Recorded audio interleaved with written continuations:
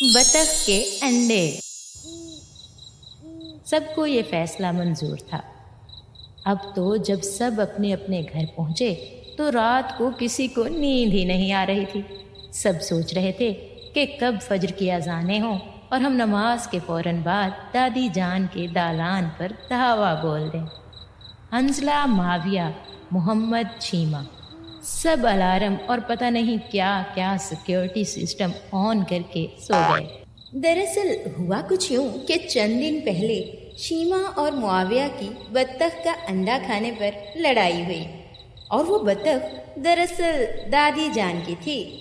मुआविया का कहना था, ये तो पहले मैंने देखा, ये खाने का हक सिर्फ और सिर्फ मेरा है। जबकि शीमा का कहना था कि दादी जान के लान में बतख का घर उसने भाई मोहम्मद के साथ मिलकर बनाया था, तो उसका हक बनता है कि अब वही ये अंडा खाए। दादी जान की बतख थी और उसका अंडा कभी दादी जान को नसीब ना हो सका। आखिर उन्होंने सबके दरमियान फैसला किया कि आज के बाद फजर की नमाज पढ़कर जो पहले आया और जिसने पहले बतख का अंडा उठाया तो वो असल हकदार होगा। और सबको ये फैसला मंजूर था। रात का न जाने कौन सा पहर था जब मुआविया की आंख खुली। फौरन ही से उसे बत्तख का अंडा याद आया। उसने बेड से छलांग लगाई। आओ देखा न ताओ, दादी जान के घर में खुलने वाली खिड़की से छलांग लगाई और सीधा दालान में।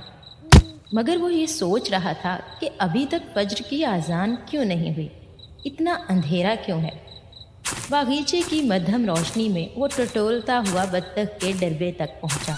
इतने में इसका पांव फिसला और वो पास रखे गमलों पर जोर से गिरा।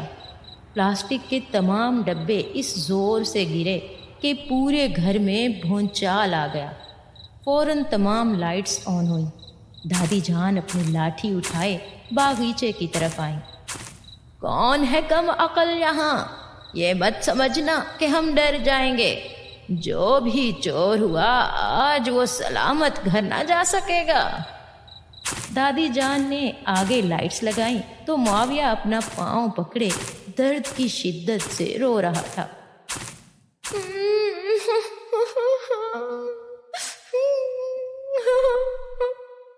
मुआविया, दादी जान ने फौरन से उसे उठाया।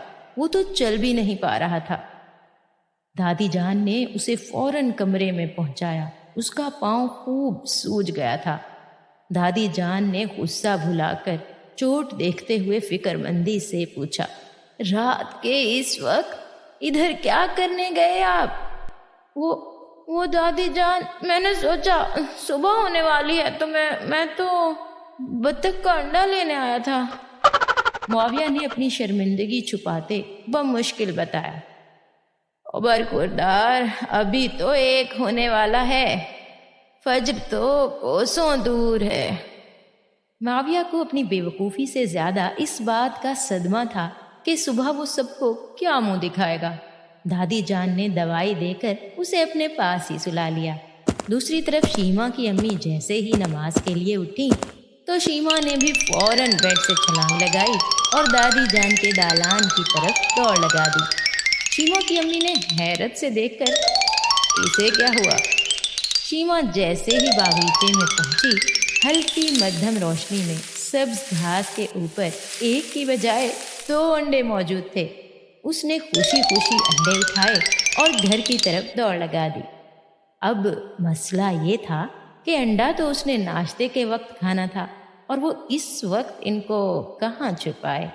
वो सोचती रही। फिर अचानक वो स्टोर में गई। हैंगर के साथ लटके दादा जान के एक पुराने कोट की जेब में उसने अंडे डाल दिए और खुद नमाज पढ़कर सो गई।